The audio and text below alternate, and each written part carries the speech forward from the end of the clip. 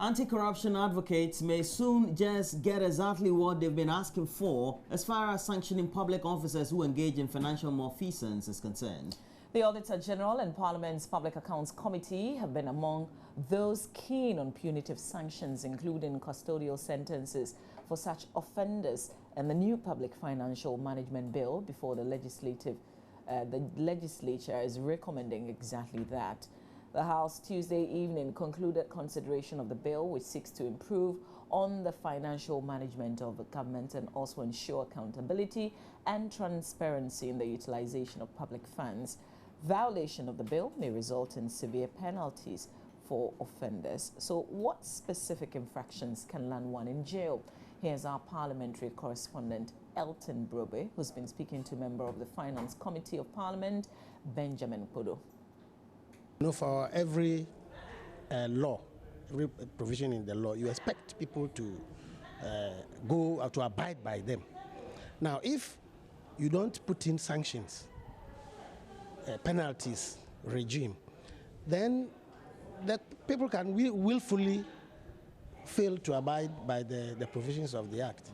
So I would even call it a motivating factor to enable people to abide by the provisions of the Act. That is why we have incorporated the offenses. You need to define the offense and then prescribe the appropriate penalties. So what are the offenses? There are some administrative offenses which are not criminal offenses, and in such cases penalties will be fines, not fines, penalties will be imposed to offenders. For instance, where you willfully commit the government to a liability which you shouldn't have done, it is considered as an administrative penalty, and administrative offense, and you'll be made to pay some administrative penalties. We describe them in units. Penalty units, yes. Then in 101, section 101, we have a list of offenses which tend to lean towards fraud. And that is the case where a criminal offense can be established against an offender. And that will involve, when you are found guilty, the payment of a penalty as well as imprisonment, custodial sentence, or to both. What are some of these? Yes, I can get some for you. For instance, if you are involved in procurement of goods and you willfully do acts which are against the Public Procurement Act, then you have committed a fraud. If you steal government property, or if you connive with somebody to take away government asset, public funds, then you have committed an offense, and therefore you will be found guilty. And if that is the case, you will be slapped with a fine, or you will be given custodial sentence, or to both. Meanwhile, the ranking member on the Finance Committee, Dr. Anthony Akotuose, welcomes a clause in the bill saying enforcement will also be very crucial. Old FAR did not bite, and so people took advantage. If you read the Auditor General's reports, there's no follow-up, etc., etc. So at least we are told the government is trying to put some bite. Basically, it is the old FAR and the Loans Act combined, and some cleaning it up. It is quite tight in terms of requirements of reporting by ministers, principal spending account officers. So it is quite tough. But will you say that as a country we've been too relaxed in enforcing some of these? Yes, there's no question about it. I mean, we read the Auditor General's reports. People are found to have overrun their budget, and nobody pays attention. Parliamentary Public Accounts Committee gives its report, nothing happens, and we keep repeating the same story. So in this case, if you are caught to have overrun your budget, you are likely to face sanctions? Yeah, the responsibility is on the minister to make sure that those who don't do it, including himself, can be sanctioned. This bill is at the center of our public finances, the management of it. Yes, yes. But some say that it appears that Parliament is rushing through in getting it out. Well, that's the opinion. The truth is that the government has gone to sign an agreement with the IMF, for which this is a prior action. A prior action means that until the bill is passed, the programs, the third review of the program is effectively suspended. So the people should ask the government why it puts its signature there. We are facilitating the passage because we are not the sponsors of the bill. So I think the government will be able to respond to that.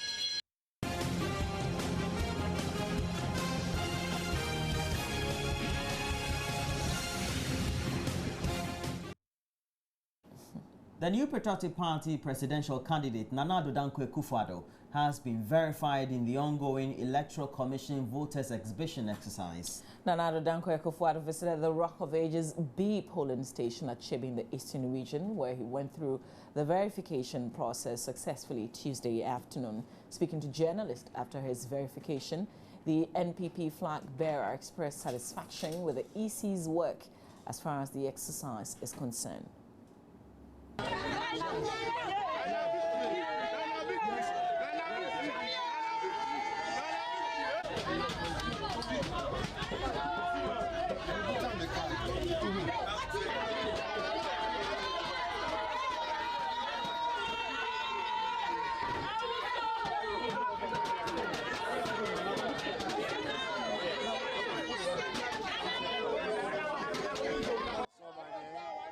Relatively simple process, and I'm hoping that everybody else is doing the same, making sure that their name is there. I'd encourage everybody to do so, but I'm satisfied. I have one vote for myself. While what I've seen so far is quite okay. Yeah. A lot of issues have gone on with the voting process, with the checking process over. We've not spoken about it. I will when the time is right. Are you satisfied with what you've seen so far? This is a very simple process and a good process.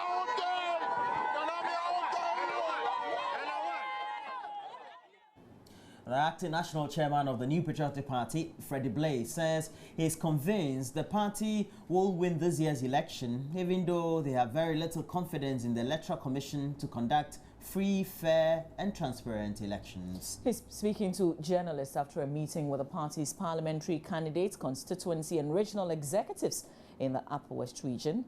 Freddie Blaze said the party has been battling the Electoral Commission all in a bid to ensure it conducts a transparent poll.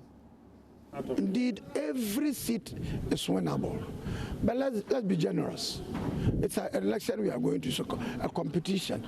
Don't let us make our people become complacent that they will definitely win. Let's make it clear that 60%, those who may not be part of the 60%, I'm talking about constituencies, will back up. And those who are part of the 60% will keep on moving. But I can assure you, and I'm not just boasting, this time round, you see a difference in the Upper West. We are engaged with them. We've been talking with them, been protesting, bringing about issues relating to improvement of the work that they are doing and how to come out even better. We've not been too successful. We have not given up. But if it's a question of confidence, all that we need is a clean register, which we are not too sure we've still had. What we need is a fair ground. We are not too sure we've had it. What we need is transparent election and fair election. We are not too satisfied so far, but we've not given up yet. We could still have it better, and we are engaged with them to make sure that it is done. But even in spite of that, we are convinced that MPP will still carry the day.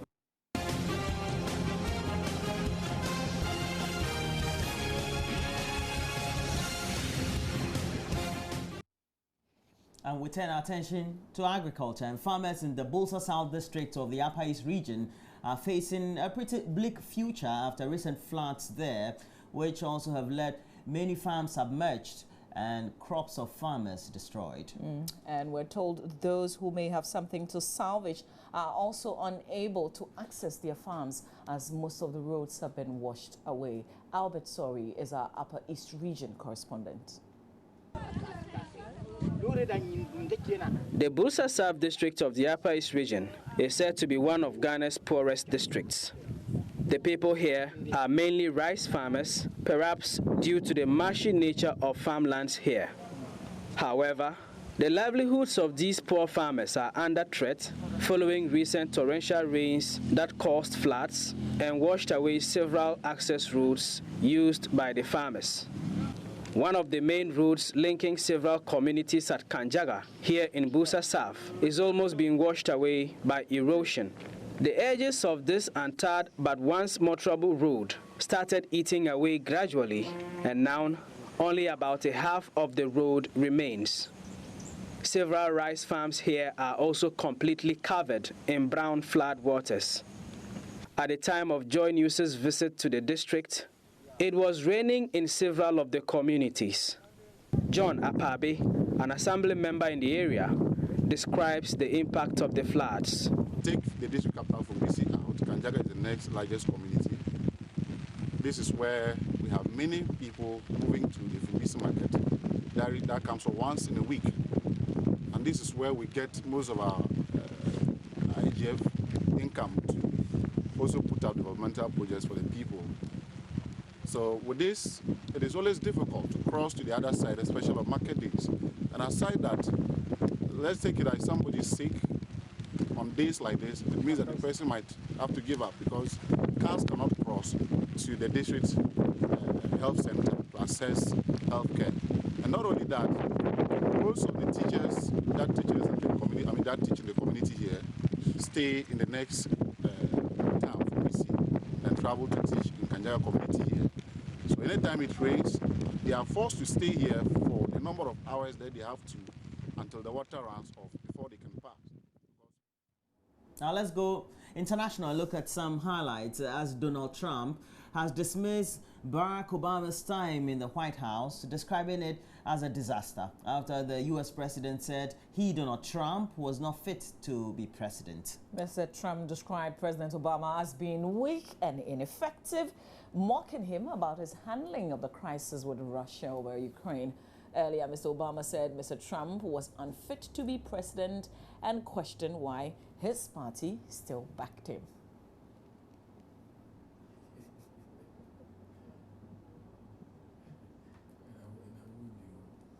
And we'll discuss or look at more international stories when we look at the various online portals as we do a review of what stories there are or have been featured in there. But before then, we would have done stories featured on the front and back pages of the newspapers. This is the AM show. Stay with us. We're running till 9 a.m. In between your questions, your thoughts, and your take on all the conversations we'll have. Very much welcome. Send us a WhatsApp message on 0560 800,000 and we'll share it with everybody else. We're taking a break. When we come back, we're doing a review of the newspapers. Do stay on.